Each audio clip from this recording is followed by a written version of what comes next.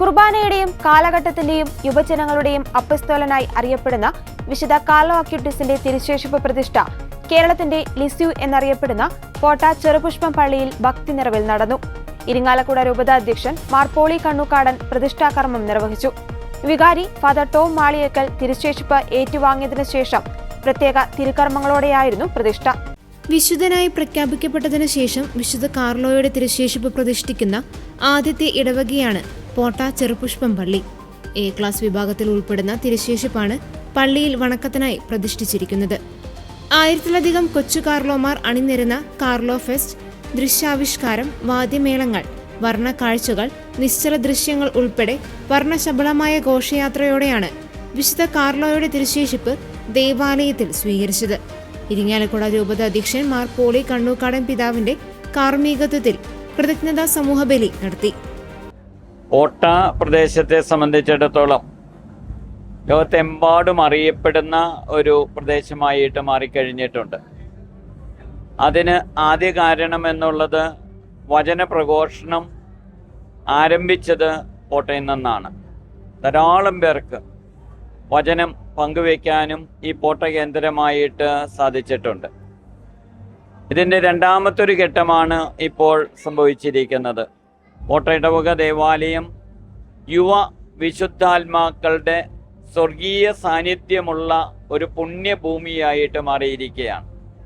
വിശുദ്ധ കൊച്ചുത്രേസ്യായുടെ ഇടവക ദേവാലയമാണ്.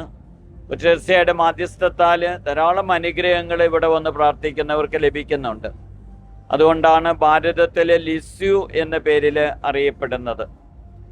26-ാം വയസ്സിൽ ഈ ലോകത്തോട് യാത്ര പറഞ്ഞ ഒരു യുവ വിശുദ്ധയാണ് വിശുദ്ധ കൊച്ചുത്രേസ്യ എന്ന് നമുക്കറിയാം. ഇതാ യുവ വിശുദ്ധനായിട്ടുള്ള കാർലോയുടെ തിരുശേഷിപ്പും തിരുസ്വരൂപവും ഇന്ന് ഈ ദേവാലയത്തിൽ പ്രതിഷ്ഠിക്കപ്പെട്ടിരിക്കുകയാണ്. യുവാക്കൾക്ക് ഒരു വലിയ സങ്കേതമായിട്ട് ഈ പോട്ട മാറിയിരിക്കുകയാണ്.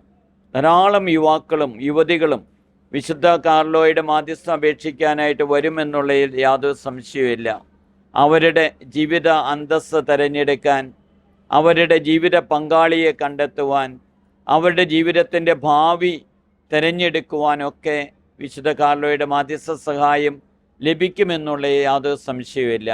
അതിന് ദൈവം നിയോഗിച്ച ഒരിടമായിട്ട് കോട്ട മാറിയിരിക്കുകയാണ്. ഇക്കാര്യം അറിയിക്കുന്നതിൽ സന്തോഷമുണ്ട്. തിരുശേഷിപ്പ് പ്രതിഷ്ഠയോടനുബന്ധിച്ച് നൊവേന, തിരുശേഷിപ്പ് വണങ്ങാനുള്ള സൗകര്യം, കലാസദ്യ, സ്നേഹവിരുന്ന് എന്നിവയുണ്ടായിരുന്നു. 1930 സ്ഥാപിച്ച വിശുദ്ധ കൊച്ചുത്രേസ്യയുടെ കബറിടം ഉൾക്കൊള്ളുന്ന ലിസ്യുവിൽ പ്രതിഷ്ഠിച്ചിട്ടുള്ള കിടക്കുന്ന മാതൃകയിലുള്ള അതേ രൂപം സ്ഥാപിച്ചിട്ടുള്ള കേരളത്തിലെ ഏക പള്ളിയാണിത്. കൊച്ചുത്രേസ്യയുടെ ഈ ഇടവകയെ സംബന്ധിച്ചിടത്തോളം അനുഗ്രഹീത നിമിഷമാണ്. ഈ അവസരത്തിൽ അച്ഛൻ എന്താണ് പറയാനുള്ളത്? കൊച്ചുത്രേസ്യ പുണ്യതിയുടെ നാമധേയത്തിലുള്ള ഈ ദേവാലയത്തിൽ മറ്റൊരു കൊച്ചു വിശുദ്ധനെയും കൂടി കിട്ടിയതിന്റെ സന്തോഷത്തിലാണ് ഈ ഇടവക ജനം മുഴുവനും. ഇന്ന് അനുഗ്രഹത്തിന്റെ ഒരു ദിവസമാണ്. കാരണം ഈ കാലഘട്ടത്തിന്റെ വിശുദ്ധനായിട്ട് ലയോ മാർപ്പാപ്പ വിശുദ്ധനായി പ്രഖ്യാപിച്ച വിശുദ്ധ കാർലോ അക്യൂട്ടിസിന്റെ തിരുശേഷിപ്പ് ആദ്യമായിട്ട് ഈ ഇടവകയിൽ പ്രതിഷ്ഠിക്കുകയാണ്. അതിൻ്റെ ഒരു സന്തോഷമാണ്, അതിൻ്റെ ഒരു ആത്മനിർവൃതിയാണ് ഇവിടെയുള്ള ജനത്തിന് മുഴുവനും. ഈ വിശുദ്ധന്റെ സ്വർഗീയ സാന്നിധ്യം ഉൾക്കൊള്ളുന്ന ഈ തിരുശേഷിപ്പ് വണങ്ങുന്നവർക്ക് ധാരാളം ദൈവാനുഗ്രഹം ലഭിക്കുമെന്നുള്ളത് തീർച്ചയാണ്. ഈ കാലഘട്ടത്തിലെ നമ്മുടെ യുവജനങ്ങളും കുട്ടികളും ഒക്കെ ഈ വിശുദ്ധനാൽ ആകർഷിക്കപ്പെടാനും പരിശുദ്ധ കുർബാനയാൽ അനുഗ്രഹിക്കപ്പെടാനും പരിശുദ്ധ കുർബാനയിൽ അധിഷ്ഠിതമായ ഒരു ജീവിതം നയിക്കാൻ അവർക്ക് ഇടവരട്ടെ എന്നാണ് ഞങ്ങളൊക്കെ ആഗ്രഹിക്കുന്നത്. ഇവിടുത്തെ മാതാപിതാക്കളും ഈ ജനമെല്ലാം ആഗ്രഹിക്കുകയാണ് ഈ വിശുദ്ധനിലൂടെ വലിയ അനുഗ്രഹങ്ങൾ ഈ നാടിനും സമൂഹത്തിനും ലോകം മുഴുവൻ നടക്കട്ടെ എന്ന്. 2 പ്രധാനപ്പെട്ട ആൽബമാണ് ഇവിടെ ഇറക്കിയിട്ടുള്ളത്. ഈ വിശുദ്ധ കാർലോയുടെ തിരുശേഷിപ്പ് പ്രതിഷ്ഠയായിട്ട് ഒന്ന് കോട്ടക്കാരുടെ പുണ്യവാൻ എന്നുള്ള പേരിലാണ്.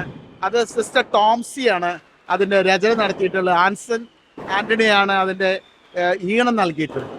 മറ്റൊന്ന് ഗോഡ്സ് ഇൻഫ്ലുവൻസർ എന്നുള്ള പേരിൽ ഒരു ഇംഗ്ലീഷ് സോങ് ആണ്, ഒരു റാപ്പ് മ്യൂസിക് ആണ്. പക്ഷേ ഇന്നത്തെ കാലഘട്ടത്തിലെ കുട്ടികൾക്ക് വളരെ ഇഷ്ടപ്പെടുന്ന രീതിയിൽ ഒരു ഭക്തിഗാനം ഇംഗ്ലീഷ് രൂപത്തിൽ പോപ്പ് മ്യൂസിക്കിലായിട്ട് ഇറക്കിയിരിക്കുകയാണ്.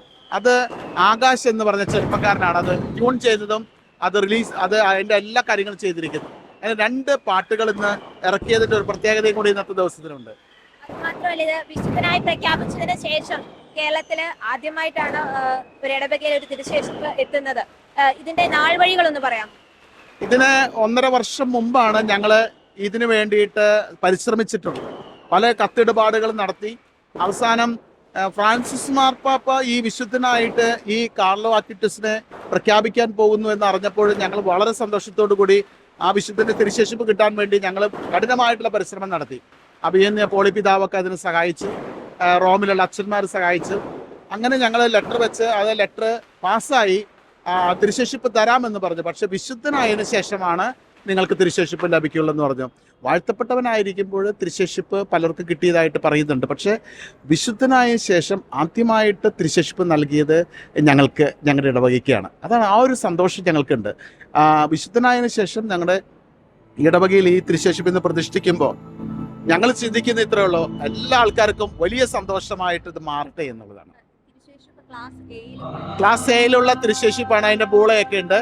നമുക്കത് ഈ വിശുദ്ധന്റെ ശരീരവുമായി ബന്ധപ്പെട്ട ഒരു വിശേഷപ്പെട്ട വസ്തുവാണ് നമുക്ക് ലഭിച്ചിട്ടുള്ളത്. അത് അതിന്റെ ലെറ്ററിലുണ്ട്. അത് ഞാൻ ഇപ്പോൾ കാണാൻ പോകുന്നുള്ളൂ, കാരണം അത് അഭിയന്യ പിതാവാണ് ഇപ്പൊ കൈമാറി തന്നിട്ടുള്ളത്. അതിവിടെ ഇതിനോടൊപ്പം തന്നെ അറ്റാച്ച് ചെയ്ത് ഈ തിരുശേഷിപ്പിനോടൊപ്പം വെക്കുന്നു. ഗൾഫ് നാടുകളിലെ സീറോ മലബാർ വിശ്വാസികളുടെ അപ്പോസ്തോലിക് വിസിറ്റേറ്റർ മോൺസ്റ്റന്നൂർ ജോളി വടക്കൻ, ഇരിങ്ങാലക്കുട രൂപത വികാരി ജനറൽ മോൺസ്റ്റന്നൂർ ജോസ് മാളിയേക്കൽ, പള്ളി വികാരി ഫാദർ ടോം മാളിയേക്കൽ, സഹവികാരി father Reson Thattil Capuchin, father Jacob Kuttikkadan, കൈക്കാരന്മാരായ ഡേവിസ് മാളിയേക്കൽ, ബെന്നി മേലേപ്പുറം, സെബി പേരേപ്പാടൻ, കൺവീനറായ ജോയ് കോക്കാടൻ, ജിജോ പൊട്ടത്തുംപറമ്പിൽ, കേന്ദ്ര സമിതി പ്രസിഡന്റ് വർഗീസ് പുല്ലൻ എന്നിവർ നേതൃത്വം നൽകി.